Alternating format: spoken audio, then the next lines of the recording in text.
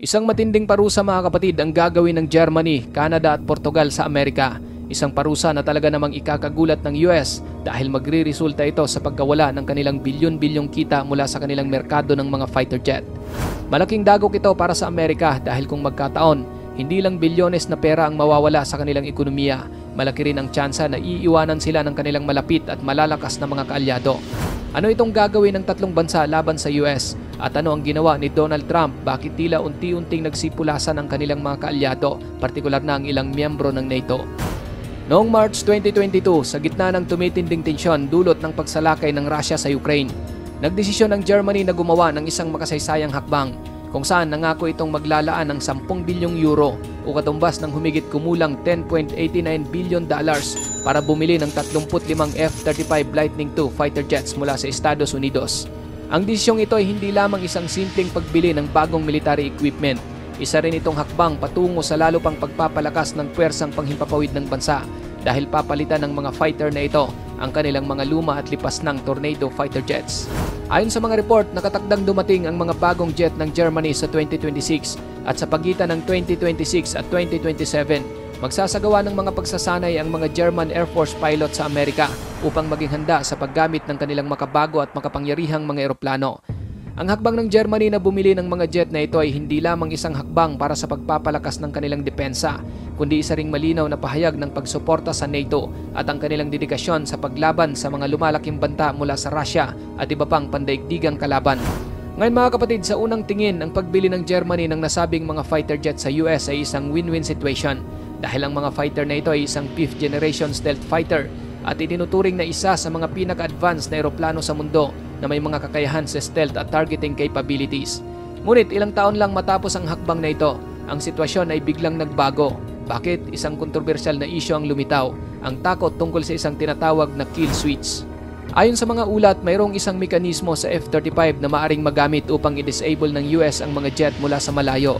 Isang posibilidad na maaring makontrol ng Amerika hindi lang ang kanilang sariling mga F-35 jets, kundi maging ang kanilang mga naibenta, partikular na sa mga bansang Europa. Sa ganitong paraan, maaari ding makontrol ng US ang mga kakayahan sa depensa ng Germany at iba pang mga bansa sa Europa. Ibig sabihin, dahil sa tinatawag na kill switch, isang pindot lang mula sa Estados Unidos, magagawa nitong mapatigil ang mga operasyon ng mga jet na mag-iiwan sa Europa ng kawalan ng depensa. Ang isyong ito mga kapatid ay nagbukas ng mga seryosong tanong tungkol sa kaligtasan at seguridad ng mga European countries dahil sa kabila ng makabago at makapangyarihang teknolohiya, may mga nagsisimula ng magduda kung ang depensa nila ay talagang nasa kanilang sariling mga kamay o kung ang Amerika ang may hawak ng kanilang posibleng kapahamakan at kaligtasan. Talagang nagdulot ng labis na pag-aalala sa mga opisyal ng Germany ang kill switch dahil maaari itong gamitin ng manufacturer at ng gobyerno ng Estados Unidos upang i-disable ang kanilang nabili na mga eroplano mula sa malayo. Pwedeng i-shutdown ng Estados Unidos ang mga F-35 jets ng mga bansa tulad ng Germany kapag tumaas ang tensyon. Maaari nilang pigilan ang mga eroplano mula sa paglipad at paglapag at gamitin upang magsilbing isang kasangkapang pangpolitika na magpapahintulot sa Washington na magpatupad ng sariling interes sa Europa, lalo na sa mga panahon ng krisis.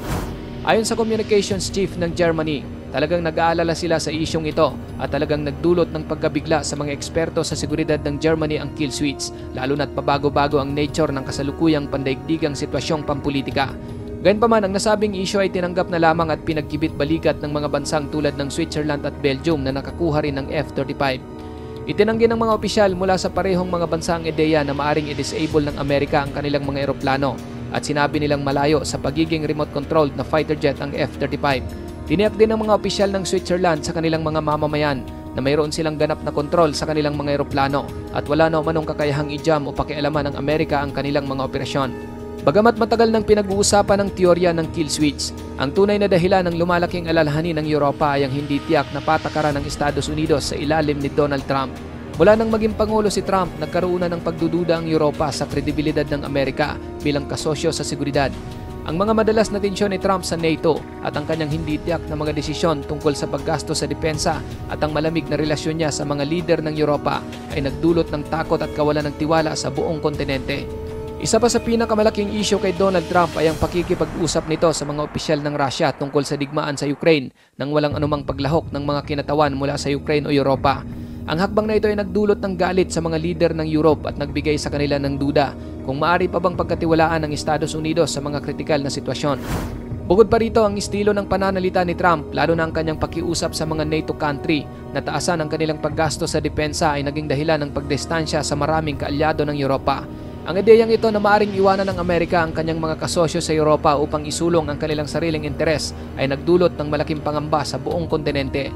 Ngayon mga kapatid, dahil ang mga tensyon na nabuo ni Trump sa mismong mga kasosyo nito sa depensa sa Europa at sa mga isyu ng kill switch ng F-35, hindi lamang ang Germany ang nagkaroon ng pangamba, kundi maging ang iba pang mga bansa ay nagsisimula na ring mag-isip na ikansela ang pagbili ng mga fighter jet sa US at ang posibilidad na paglipat patungo sa mga alternatibong gawa sa Europa.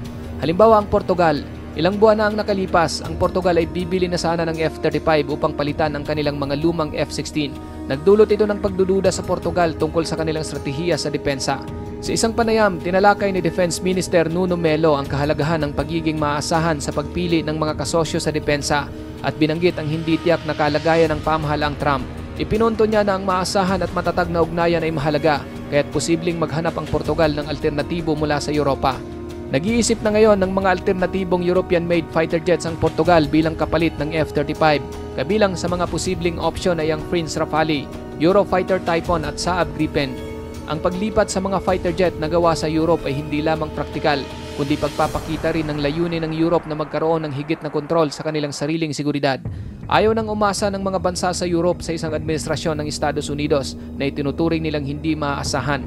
Bukod sa Portugal at Germany, humaharap din ang Canada sa parehong sitwasyon, kung saan kinumpirma ng Canada's Defense Minister na si Bill Blair na tinitignan na ng Canada ang kanilang $13.2 billion na kontrata para sa pagbili ng 88 F-35 sa US. Ang dahilan ng agresibong mga hakbang ni Trump sa Canada, kabilang ang pagpataw ng mga taripa sa mga produktong Canadian at ang banta na gawing 51st state ang Canada. Ang pagsusuri ng Canada sa kanilang F-35 deal ay medyo mahirap dahil bayad na ang 16 sa 88 na eroplano at nakapag-invest na ang bansa ng milyon-milyon sa programa sa mga nakaraang taon. Ngunit dahil sa mga ginagawa ni Trump, malaki ang posibilidad na susundan ng Canada ang hakbang ng Europa at maghahanap ito ng mga alternatibong European-made na fighter jets tulad ng Saab Gripen ng Sweden. Dahil sa mga hakbang ni Trump mga kapatid na tila panggigipit sa mga kasosyo sa depensa sa Europa, pinapataas nito ang tensyon ng kanilang alyansa, partikular na sa NATO. Dahil din dito, nagsisimula ng itoon ng Europa ang kanilang pansin sa sarili nitong mga kakayahan at ang takot sa posibleng panghihimasok ng US sa kanilang depensa ay nagudyok patungo sa kanilang mas malakas na sariling kakayahan sa depensa. Unti-unti nang isinaalang-alang ng mga bansa sa Europe ang pagdevelop at pagbili ng kanilang sariling mga advanced na teknolohiyang pangmilitar. Samantalang ang plano ng Germany, Portugal at Canada sa pag-iwas sa pagdepende sa mga weapon system ng US ay malinaw na nagigising na ang Europa na kailangan na nilang maging independent at magkaisa sa estratehiya sa depensa. Dahil dito ang papel ng US bilang isang military guarantor ng Europe ay maaring malapit nang magtapos. Ikaw kapatid, ano ang masasabi mo sa videong ito?